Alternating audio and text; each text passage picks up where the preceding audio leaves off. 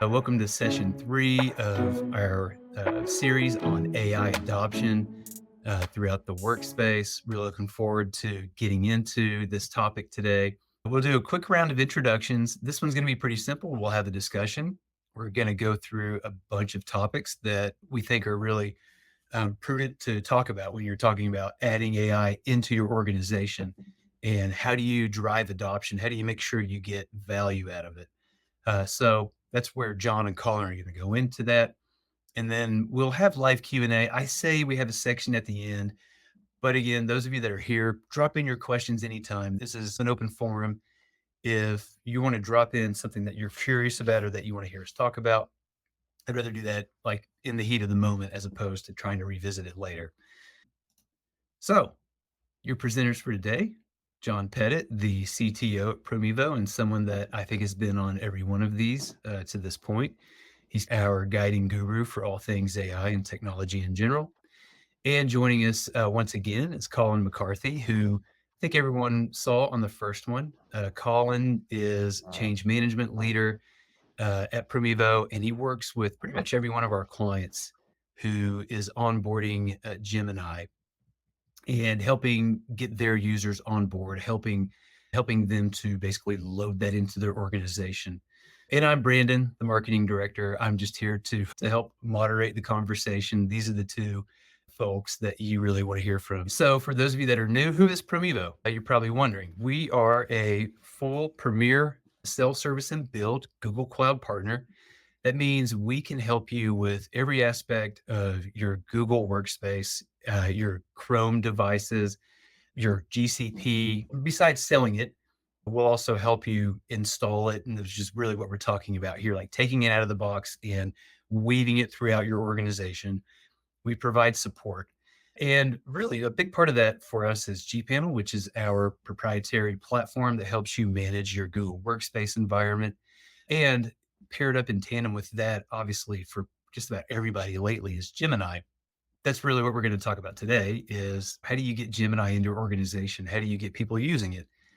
And we can help you with that, of course. Let's catch up with where we are in the series. And in the first month, we talked about what does it look like from a broad perspective? Should you be bringing AI into your organization? What are the risks of having what we call BYO AI, where people just have their own subscription or even their own like free instance of ChatGPT? What are the risks, and should you invest in like a managed AI tool or set of tools? So if you haven't seen that one, I highly recommend going back. Last month, we talked about the other side of that. Should you add AI into your products? Should you add AI into your services? We talked about Vertex and some of the other models that Google has made available for you to use and some of the resources that are there. We actually have a little bit more content around that we're going to be putting out over the next few weeks. So again, trying to approach AI from the holistic organization standpoint. Do I give it to my employees? Do I put it in my products? Does it make sense? Do either of those make sense? And today we're going to revisit a pretty important part of that first conversation, which is you're going to make a major investment in AI. You need your people to use it. You need them to use it responsibly and ethically. You need the ability to see if they're using it or not. It's a pretty significant investment. So you want to make sure that like you're getting the most out of it. And with that, I'm going to stop talking a little bit. And I want to say this as someone who observes a lot of these things and someone who consumes a ton of media. AI is all the hot stuff right now. Like AI is all the hype, and it has been for a while. It's rapidly advancing.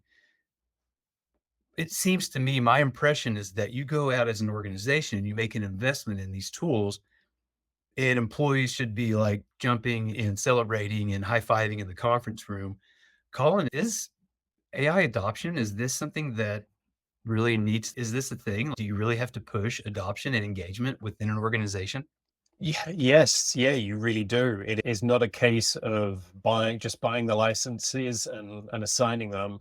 It's a full onboarding, change management, business process management functionality that you have to be aware of.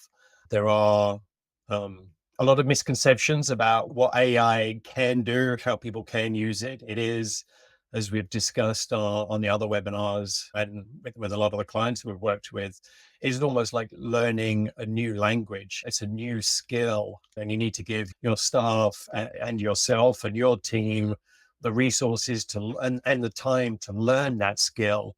And then again, it's not a one and done in learning that skill. As we've seen, yeah, in the last few months and in the last couple of years, it's continuously evolving, new features, new ways of interacting with it in different applications with different functionality. It is always being improved. So it's an ongoing project that admins need to be aware of. Yeah, I'm curious, are there people or departments possibly that are the common early adopters and as opposed to others that may just be like constant laggards? Have you seen that? Yeah, on the first webinar, we talked about shadow IT and shadow AI and bring your own AI discussion that we had. They're the people who are using it. It is anywhere from business analysts using it to get better insights into their Excel sheets or their Google sheets, content creators for marketing, business development. Gemini.google.com is a great way for doing research on prospective clients, the industry. So yeah, that's where we've seen with a lot of the clients that we've been talking to it already being used. And they are often the people that will be invited into the trials that we've been running, the workshops for deployment that we've been running, because they're already AI advocates and users. They just need help fully understanding how Gemini for Workspace and a licensed version of AI tools can help and change how they do their everyday operations.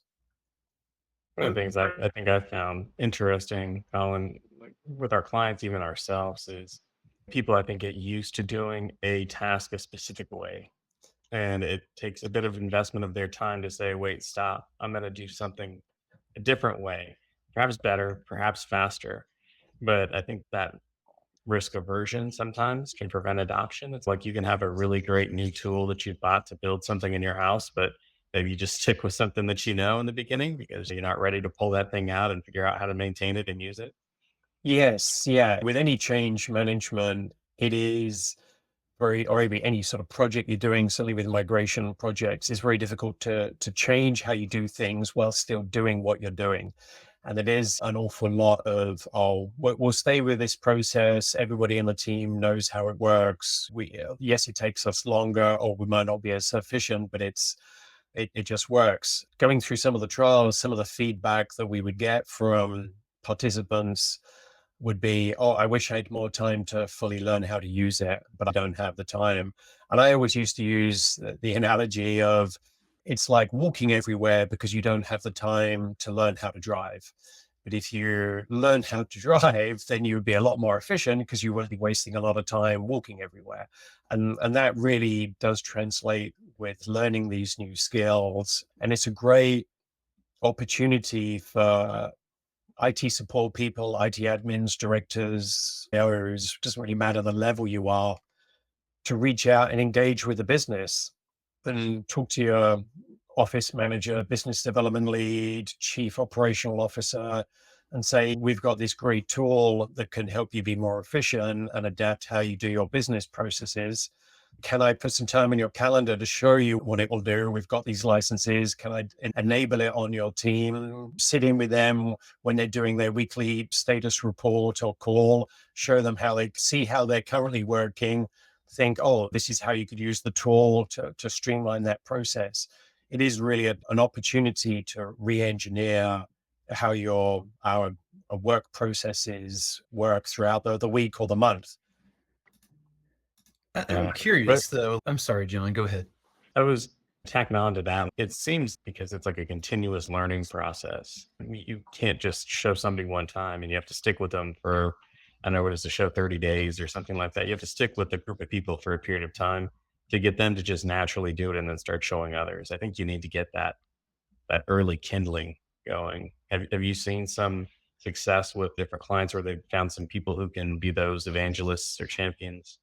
Yes, yeah. And we've seen that in the surveys that we ask people to fill out, not only with them selecting the drop down list of how much time they're spending in the product each day and week throughout the trial process, that is often increasing. And also the comments they leave about their engagement and what they're getting out. It is one of those constant things. It is learning a new skill.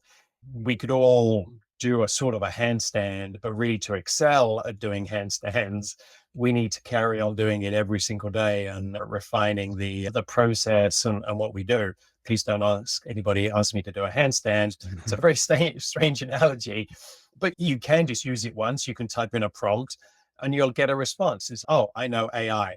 But no, it's like learning how to say bonjour in French but then not being able to be conversational. It is a language that does require that constant study and training. And yeah, we've seen that through the length of the workshops that we've done, that there has been that the more time people are investing in utilizing the tool, the better their engagement is, and then the better advocates they become for their colleagues inside that organization. We do always like for companies to find those change champions, those Gemini champions. And that's the same for whatever project you're doing, because IT can't be walking through the office declaring how wonderful the product is all of the time. You do need those other supporters, that organic growth of success and that awareness of, oh, this will change how we think about doing something, and having those conversations organically inside the organization. I'm curious from just a broad standpoint, why does it matter? There will be people in every organization that are like, yeah, that's cool, but I write my own emails or I create my own spreadsheets and documents and all that stuff. There it's very rare that any tool has 100% adoption across the workforce. But I'm curious, like why just what are the benefits? Why do we really want people to adopt this or to start using these tools? Well, it won't do everything for everybody, and it doesn't do everything. So for some people, they will write better emails, or they want to write better emails, or they might be better at how they can analyze a Google Sheet and think up their own regex and formula and VLOOKUPs, and they might not need that assistance. Overall, through all of the feedback that we've got across the board, it allows utilizing AI tools, Gemini for Google Workspace. It allows people to do better quality of work in a shorter period of time. And I think companies really do need to look how they adopt it, not just buy it and assign the licenses, but truly adopt it, because the cost of not utilizing it fully will be felt because your competitors in your industry will be utilizing it fully, or staff will go off and use their own unauthorized tool, potentially exposing corporate data. If you're assigning something, you're paying for that license, you need to be fully supporting it. And I know, being an IT support person for a long time, we often don't want to take on new platforms to support or new responsibilities. That's why this isn't just an IT task or issue. This is I see it as a business transformational opportunity, and it will probably start with the IT staff. I think you said something really important there that I think really fundamentally boils it down is pace, right? Quality and speed. And so companies get so far with operationalizing processes with tools and software that they buy, and they keep trying to find new techniques or ways to improve pace and quality, to be more competitive, to be able to get more done, to pursue their vision. I think even from a strategic standpoint, like in the executive suite, usually have in mind 5-year out plan, 10-year out plans. And the faster you can get to those things, the more you can transform your company and become what you're trying to be. You're never static in one place. And so I think this is another tool to help get your teams, your employees to move at a better pace, higher quality, but they're going to have to learn how to use it effectively. Yeah, it was just like in the last webinar too, Justin said it was like when people were given calculators. We went from slide rules to calculators in the 1960s. Pretty sure even the offices in the 1960s would have given people a lesson on how to use their calculator and move away from using the slide rule. This is very much just the same. This is just a new, wonderful tool, and you have to have a proper deployment to go around it. And that's how ourselves, Promevo, and other Google partners can help with that. Yeah, I was while you guys were talking, I was thinking it's the year 2024 and we still have people that refuse to use like word processing. They have notebooks where they like to write stuff down. As someone who part of my role as a CRM administrator, it's really problematic, but it's you have to really paint the picture of what's the benefit for people and like how can they get ahead of their competition or even their own things that frustrate them. All right, you can do some of this stuff with some of these AI tools. I'm gonna I want to something that you hit on there. Ultimately, a lot of these change management processes are the same. We have a new tool, we want people to use it, and it's an eventual process. You'll have your like super early adopters, you have your people that they need to like show me, and then you have your stick in the mud types. And I'm curious, like just on the scope of things that you have rolled out for employees to use, like how is AI different? To me, it feels significantly different, feels broader and way more open ended. But I'm curious to get both of your perspectives on how is it different than rolling out everything, anything else that IT has to like spread throughout the organization. Look, but most of the tools that IT rolls out tend to be just simple software programs that replace old simple software programs. And you continue to do that cycle by cycle. And people get really excited about the new thing and then it wears off and then they go on to the next tool. I, because I started in technology in 1995, right? I was a salesperson selling internet service when people weren't really using the internet. And it took a while to gain adoption of the internet and use it correctly and understand how you could replace encyclopedias with it and how you could go shopping online with it. How you can map directions to places with it instead of going to your Thomas guide. And we continue to have laggards even into the 2000s of people who still hadn't fully adopted it. We are seeing, I think, in the latest surveys that AI is moving faster in adoption than the internet did and prior big technology transformations. And that's what this is. So this is more about managing technology transformation and change and getting people to understand a new way of thinking than it is about deploying a simple software package. Like you can't just go buy the license and give it to your employees. I think that would be the biggest mistake for any executives to do. Mm. Is I gave you guys a new tool. How come you weren't performing better? I think that's the anti pattern to this. The right way is to say, look, we're going to become better at this. We're going to use this thing and really adopt and learn how to be experts at it so that we can be the best and our people are the best. And I think even if you look beyond just our normal corporate culture, you have new children growing up in this age of AI. And I think you owe a responsibility, just like you did with the internet.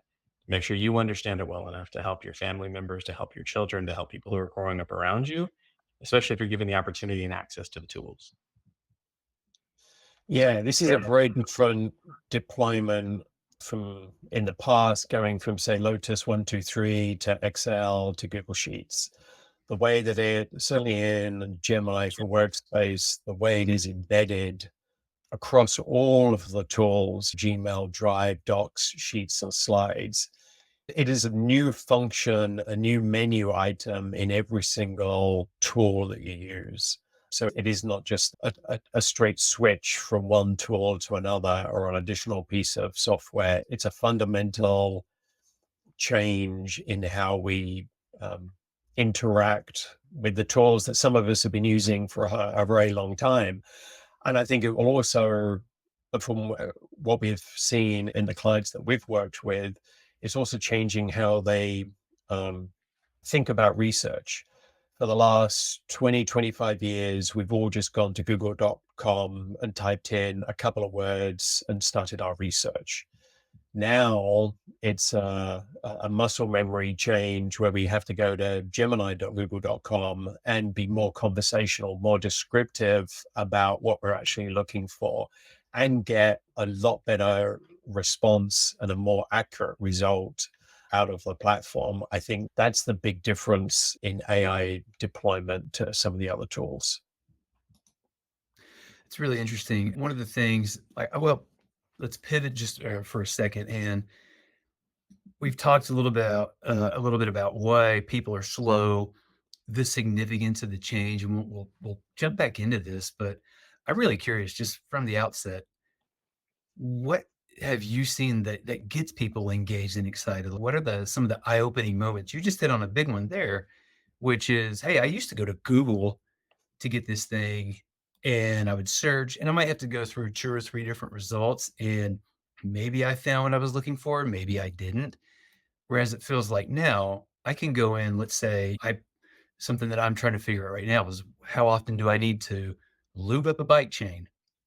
And now, like, all right, I can go to Google and dig through that, but I also have the option of going to Gemini and typing that in, maybe giving it specs about my bike, and now it's just told me what I need to do, and I can even have it create a schedule for me. That's exciting. I'm curious what you guys have seen. What is it that people maybe have their eyes opening? Hey, you used to do things this way, but now you can do it this way in a much more efficient manner. Those eureka moments that you see in the clients that we've been working with can range from the small, most insignificant improvement to some huge ones. Some of the small ones have been, yeah, maybe they're not small, they weren't small for them, was salespeople who they'd originally started to take handwritten notes, then had a running Google Doc for their client calls with take notes for me. You're able to always have a running log of what was said or the action items. And also, if you haven't spoken to that client for a few weeks or a few months, depending on the cycle, you can go into Google Drive. You can select those previous note documents. So you can start asking questions. You can be very conversational, asking for an update on that client. You can go to gemini.google.com. You can reach out onto the internet. You can do your research on that company, tie it back to things that were noted in those meeting calls. And when you come to your next call, there you are, you're supercharged with a whole bunch of research. Your memory has been refreshed on the last engagement and meetings you had with them. And then to that client, you seem like, oh, I must be their primary focus. They know everything about my industry, everything we've been doing, and fully remember our last conversation X number of weeks ago. That was relatively small, I thought, as an improvement. For them, it was huge. And then for other clients, it was something as complex as the business development team and RFPs. Being able to utilize side panel in Drive to analyze previously submitted RFP documents for questions and comparing them to new ones and picking out the previously answered questions. That was comparing those two documents and analyzing them. It was a huge time saver for them because I've completed those RFPs in the past. They take a huge amount of time to fully do. And when you're bidding for work, sometimes the time can really add up to huge amounts of money for everybody's labor. Being able to be accurate and be more efficient in that was a big benefit. And I saw it as a huge win for them. John, do you have anything that you want to add in there? I'm curious because you've worked with AI for a long time, long before this moment of the AI hotness that's hitting right now, where it feels essential like you've been in it for a while. I'm curious over your time, like what was your eye-opening moment, or what have you seen be an eye-opening moment for others? Yeah, I think there's Colin already hit on one thing, which is like comprehension of knowledge.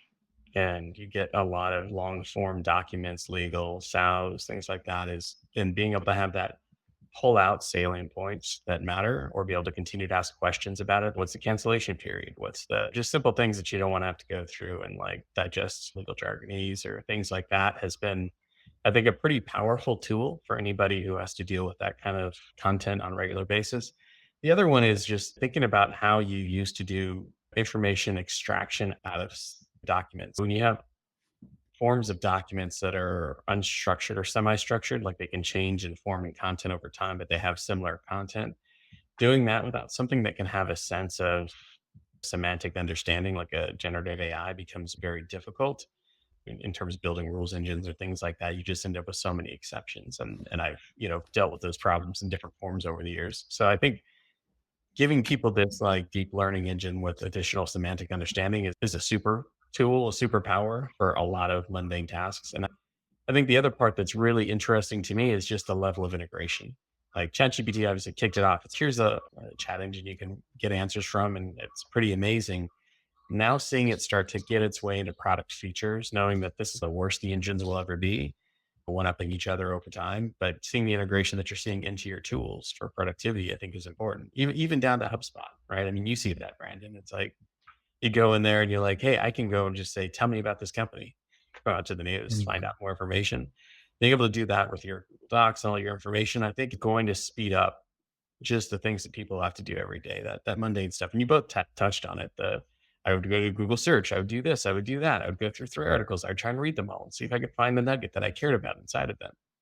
Just being able to get to that answer as quickly as possible, and knowing that there's additional people focusing on the problem of grounding it in truth, like Google does, injecting the context from the results into your answers. And it's just super important. So definitely speeds things up and opens up a whole new land of opportunities, things people are using it for going beyond that, like Lang Chain, to be able to stitch together complex workflows around AI or even orchestrating AIs is going to be a game changer. And then people be able to build their own AI agents that are specialized knowledge chat agents that can be applied in different situations is going to continue to press the curve of how efficient people can get. I don't know. That's a long way to basically say, yeah, there's a lot of amazing things that have come out of this technology. And that's not to say AI hasn't been around. Again, there's image AI, there's audio AI, there's tons of AIs, but being able to integrate them all together with something with reasoning is pretty impressive. Indeed. And a couple of quick things there. First off, those of you that are watching, feel free again, as a reminder, drop in any questions or any comments that you have. We'll address them in real time. I do want to make a quick plug for Gemini. They recently unveiled the ability to plug in PDFs and other file types and to be able to like have it generate a summary of it. Game changer, huge. And personally for me, navigating a Google Drive that's full of like years and years of data, being able to go in and ask the Gemini side panel, okay, when is the due date for this particular, like, or when is the renewal date for this particular vendor, and having it surface that for me. Fantastic. And I also have to throw in, I know I'm excited, like I get excited about reducing complexity. So I don't have to go through 3 or 4 different articles in a Google search to find what I'm looking for. I can have it come to me. Right behind that for me is the meat, being able to have the note taker and transcription AI running while I'm in the middle of a meeting. So I don't have to worry about taking notes or even like coming up with action items. Huge. So I want to talk specifically for a few minutes about Promevo's approach, because one of the benefits that you get, besides like possible discounts on the service itself, one of the benefits that you get of working with a partner like Promevo is the support and that ability, or those change management functions, which Colin leads up. Colin, what in general, can you just talk from a broad sense of like how does Promevo help companies onboard AI tools? Yeah, so our workshops that we've been doing is, meet with the IT leaders, IT manager, CISO, CIO, and discuss the different ways that uh, Gemini.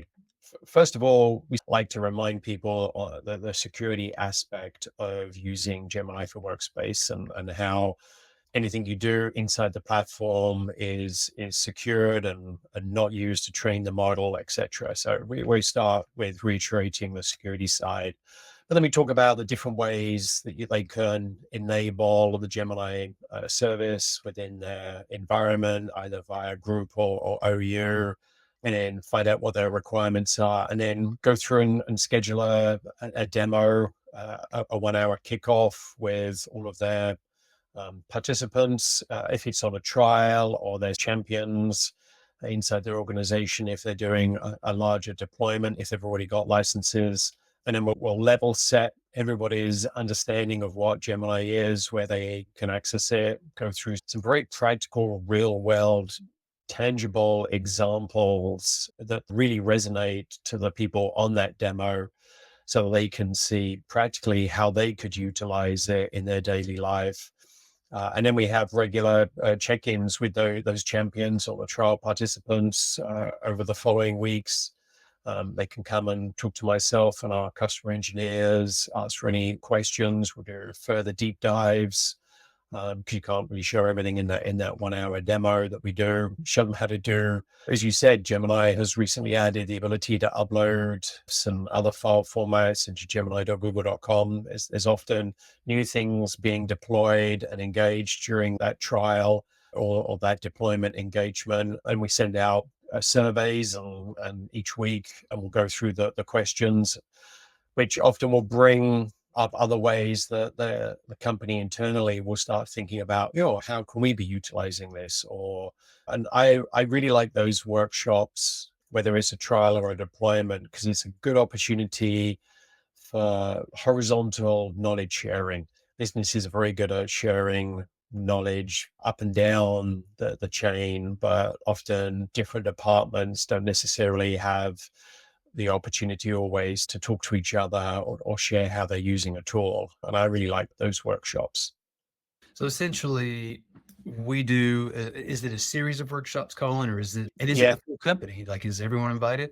If we're doing a deployment, or even if we're doing a very large scale trial, yes, you can invite 200 people to the kickoff demo, where we'll go through the platform, we'll record it and make the recording available afterwards to everybody. For the smaller workshops, the sort of 3 or 4 week follow-up workshops that we have each week, they're generally smaller, more engaging, conversational with the participants and our customer engineers, anywhere between 15 and 30 people on those calls. And they would be your change champions, your Gemini ambassadors, heads of department, or just people who are very interested in fully utilizing new technology, are very engaged. But this is another analogy of buying a gym membership. Yes, you've subscribed to something, you subscribe to the gym. You can't just say, "Oh, I've got a gym membership, I'm fit." You can't just say, "Oh, I've got an AI license, I use AI." You've actually got to go there. You've got to put the work in, and it is very much a skill. So we try to be as encouraging and inspirational as we can. For some of our longer engagements, we have some games to gamify the Gemini learning experience. And I like that because some of those aspects is great for sticking those memories or what you learn in your brain. And even last week, I was at a summit in Boston, a Google Developer Summit. And one of those sessions was evolved around a game, how to use ActSheet. And it's like that has stuck in my mind because it was very fun and enjoyable. So we do try to make on our longer engagements and workshops, the learning as fun as it is knowledgeable. It's really interesting, and it sounds like a lot of fun. John, I'm curious from a general perspective. In your experience, is it better to have a big company-wide meeting, or like we're gonna roll this out to everyone all at once? It's a little bit impersonal, but you can cover a lot of ground very quickly. Or I don't know, what do you think is more effective? The big approach like that, or one of the approaches that Colin talked about, which is like create a handful of champions, arm them with all the information that they need, and then let them take it out to the organization? Is there one way that's more effective than the other?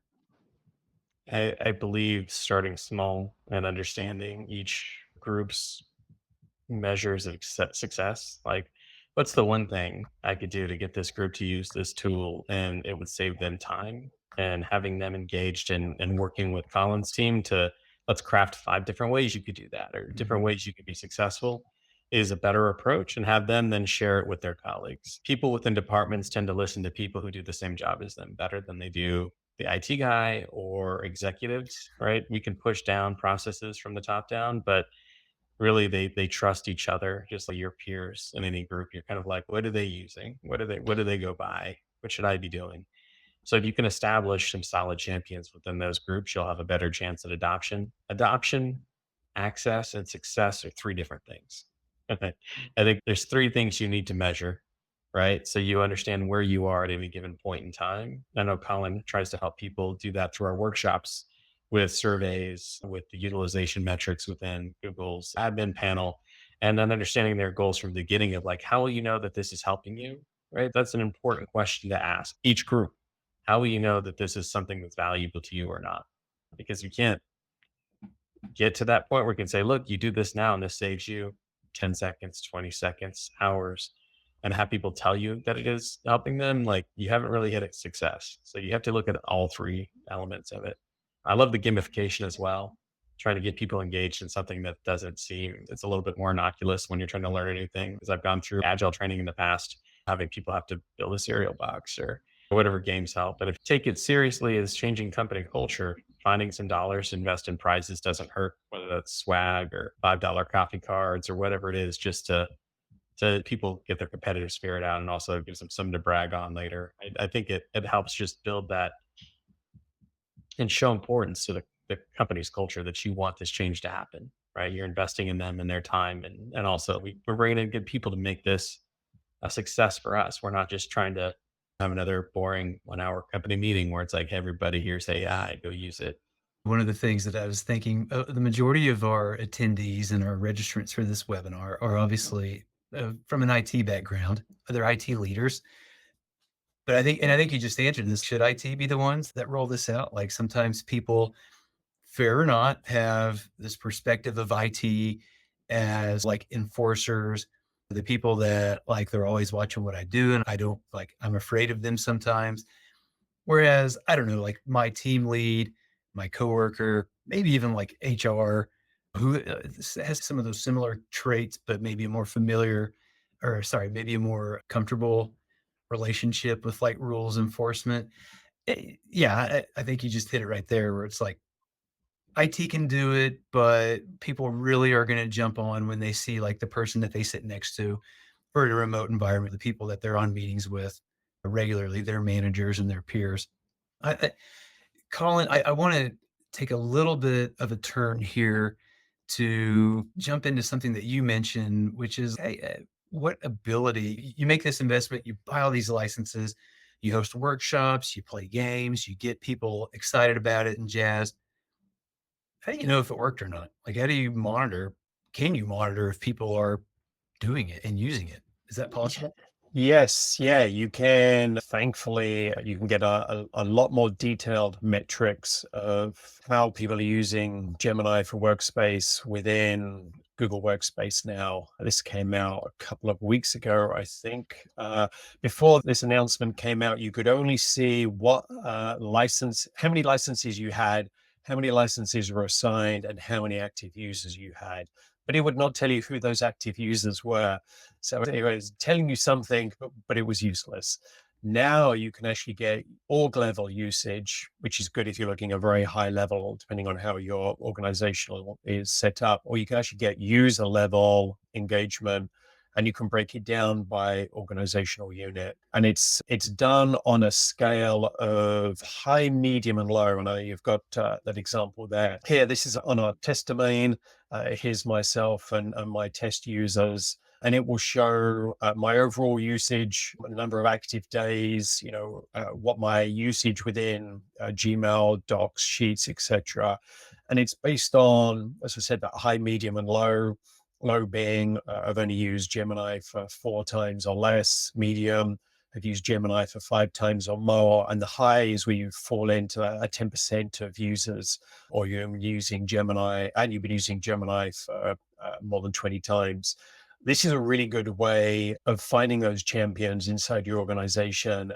And also, if you, depending on how your departments are set up, if they're all in a separate organizational unit, find out which departments are excelling at their usage, or finding out which departments aren't utilizing it as much. Maybe the creative team don't need Gemini for Workspace and another AI tool will be best for them, or maybe the team just needs more training. Maybe there's been a turnover in that team and you have new staff who weren't involved in the training. So these metrics are great to see how Gemini is being used in your organization. And it's always very disappointing when we hear of admins who have bought licenses and then not fully deployed them. And that is the time to engage with your Google partner, engage with us. We can help you deploy them. We can help you with the training, and you'll be able to use these metrics in the admin panel to find out where is a success. If you need more licenses, who's not using them, correctly or as frequently as others? Is that because their job doesn't require it, or do they need more training? This is all about making the most of the resource that you have. Right. Yeah. You make that investment, you want to get the most out of it. These licenses are not inexpensive. As a quick reminder, you can save a little bit by working through a partner like Promevo. Feel free to reach out to us. But yeah, ultimately, you want to maximize that usage and you want to find, hey, I've got an entire department or I've got an opportunity here where I notice that this team isn't using that. Colin, correct me if I'm wrong. What we just looked at, that tool, it's pretty new, right? Those metrics just came out. Yes, yeah. I don't remember when, depending on whether you're watching this today or on demand, it came out sometime in September of Yes. 24. But yeah, anybody who's got the Gemini licenses assigned to their tenant will be able to see this under the admin panel. Depending on your access rights to the admin panel, you might not be able to see it, but if you're a super admin, you certainly will. It's just on the left-hand side. So we've got a few minutes left. I want to take us into looking at the future a little bit. So at some point, AI, have heard again, pitch, go back and watch our previous two webinars. John and Colin both have thrown out what they see as like the future of AI. And it's not going away. It's only going to become more significant to the point where, John, I've heard you mention that it's probably going to replace the individual components of Google Workspace, for example. Instead of saying, I'm going to go out and intentionally create a slide deck, maybe you have a broader prompt that then generates whatever that necessary output is. But so I want to ask a few questions around like where this goes as it becomes normal and as it becomes more imbued in day-to-day processes across every department. Colin, you just touched on a pretty significant question that I have there, which is there's new stuff coming out. Like we just got this Yes. admin dashboard. Google is shipping new features into Gemini daily. How do you keep up with that? Like, how do you get that in front of your employees? And how do you make sure that like they're on top of what they need to know about the latest new features and functions? Yeah, there's a really good Google Workspace update blog that every admin should be subscribed to. This is also a great opportunity for using a Google Space, even if you have it on announce only or have it so that your participants can respond, have an IT newsletter, an IT alert, Google Space, a Google Chat space, and post updates there, post links to training material that you might have created, let people know how to utilize it, add polls to find out who is using that piece of software, or get people to sign up for training sessions that your IT department want to be running. And then also we have our own newsletter as well, I believe. That's right. Just another quick pitch. If you go to promevo.com/newsletter, we are creating content around these new features. Obviously, we're constantly talking about Workspace, we're talking about gPanel, but we've also started creating a short little snippet tutorial videos around Gemini. The hard thing is like it's coming so frequently that it's hard for anyone to keep up, but it's all good stuff and it's all useful stuff. John, I'm curious to get your thoughts on as people get more and more comfortable with it, presumably the degree of like risk and some security concerns come around it, such as exposing private data, exposing proprietary or like personal information to Gen AI. Like, how can organizations avoid that? Is it avoidable? I don't know. Just can you talk about the intersection of AI and like private info? Yeah, first, don't use a free service. Almost definitely in their terms of service, they are getting the rights to use whatever data you put in there for training. Make sure when you're buying something, you understand the limits of data processing and privacy. So Google, like Colin said, as part of their product, you're buying a service, you're not giving them access or rights to use the data. And it's opt out by default. It's not opt in by default. You don't have to go and check a box. Like on ChatGPT, you sign up for a membership there. You should then go to settings and turn it off. Like they just start by default by, yeah, anything I type in here is fair game. That's a bad place to start. So you can protect yourself. In terms of grounding results in truth, Google's really focused on making sure that the information that they're providing back to you is grounded. And if you're building your own AIs, you have the ability to create your own grounding data sets to make sure that the information provided back is accurate and you're eliminating hallucinations. And there's a bunch of different tactics to, again, prevent that from being an issue. I did want to touch on one point too. You brought up this thing of $30 a license is expensive. It's like the average US salary for an office worker is something around $47,000.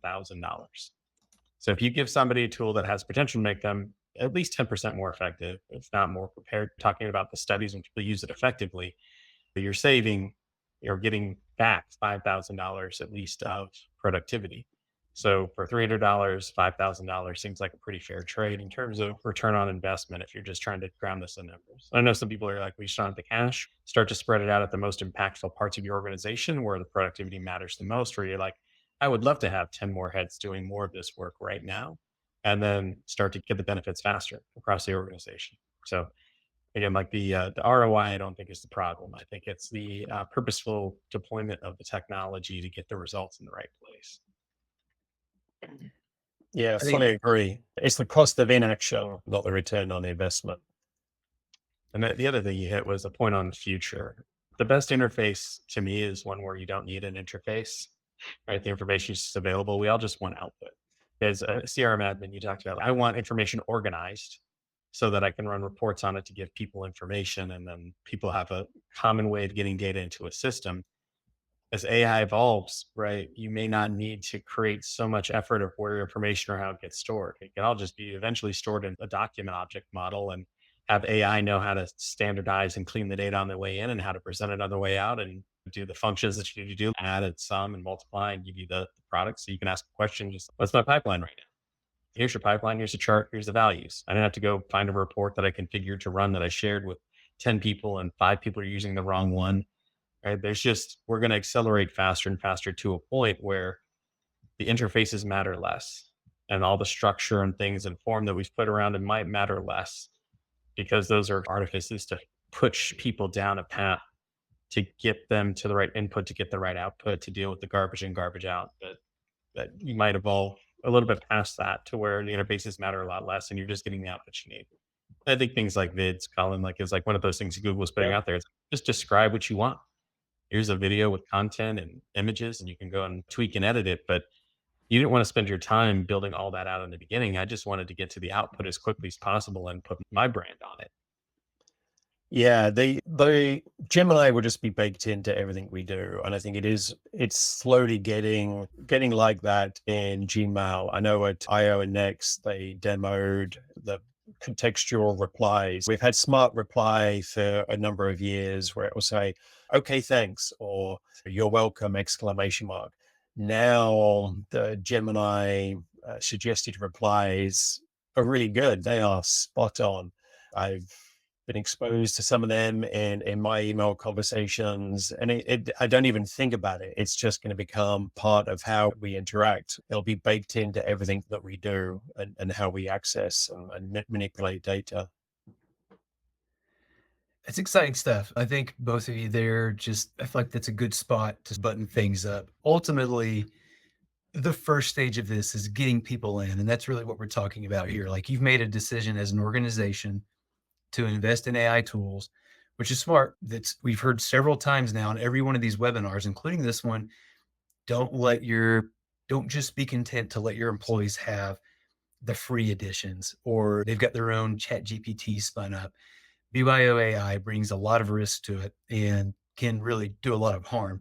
Ultimately, investing in it, but not just saying, here's your licenses, come get it, but saying, all right, we're going to take a methodical approach to get people using this, to get people like using it in ways that enhance their specific world that they live in. And one other point that we didn't necessarily get to here that I think we've heard in the other webinars is like it may not just be one tool. There are different, like you just mentioned the vids thing. There are a number of tools that Google has and that other companies have come out with that maybe do something more specific to what a particular team does. It's the idea of like being open to it, understanding what they need, finding the right ones, like always read those terms so you understand you don't just hand over your data to some anonymous AI company. But yeah, I think this is exciting stuff. As someone who is a bit of a, I want to do it myself. I've come around to AI to like, all right, fine, maybe it can help me improve the stuff that I write and the things that I put together. So if someone that's old and slow like me can be brought into it, really anybody can. With that, we're going to call it a day. And once again, if you want more information on it, you want to hear about what's new with Gemini, what's new with gpanel and other things with Promevo, go to promevo.com/newsletter and sign up. Reach out to us. You're ready to kick off your own Gemini trial. We're happy to talk these things through with you and get an idea of what it's going to look like for your organization. But yeah, otherwise, thanks everyone for being here. Great to see you. Thank you, Colin. Thank you, John. Appreciate both of you for providing your thoughts. We have one more left in the series. In mid-October, we'll include this in the email. We're going to have a collection of our customers and other people that have been through this, and they've got quote unquote mature AI organizations. They'll be joining us. We're going to have a big discussion about like very specific crunchy topics that I think is going to be really helpful to everyone. So with that, we will see you then, and thank you for being here. Bye now.